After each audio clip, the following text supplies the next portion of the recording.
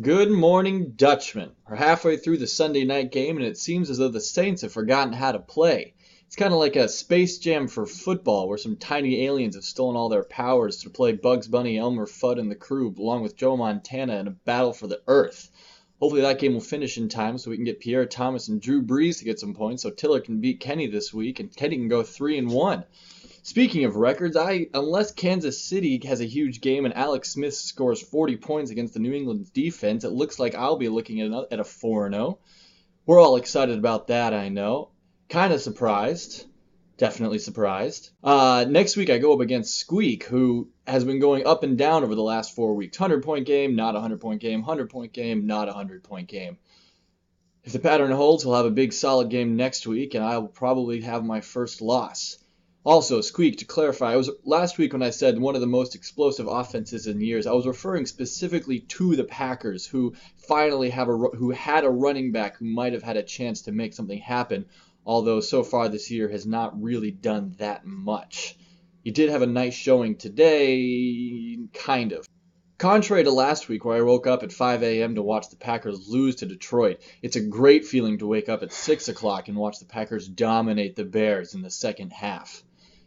In fact, I think the Bears had 0 sacks, 0 fumbles, and, well, that's not true. The Bears fumbled twice. Jay Cutler did lose the ball twice. However, on both plays was able to make too nice of a play afterwards. But despite having 0 picks, 0 fumble recoveries, 0 sacks, and 38 points allowed, the Bears defense still managed to score 3 points. I guess they did technically have a blocked field goal, but that still feels wrong. Squeak, I think you're right. We do need to change the scoring on that. Not this season. I think it's too late, but definitely for next season.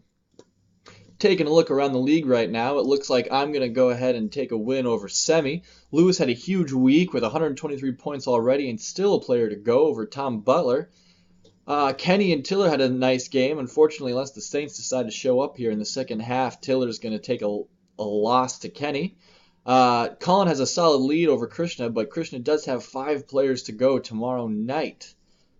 Geb has a solid win over Squeak, who's following his high-low pattern, and it looks like Brian Kelly is going to take a win over Kurt. On a different note, I went to the movies for the first time this weekend. It's totally different. I mean, I walk up and there's like a nut stand. They have an ice cream bar somewhere else. There's an espresso machine on the counter. There's espresso machines everywhere in New Zealand. It's really weird.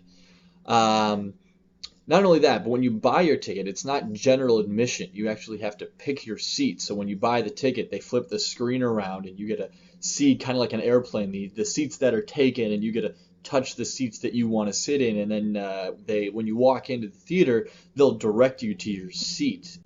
And then your seats are really nice as well. It's almost like a first-class movie-going experience.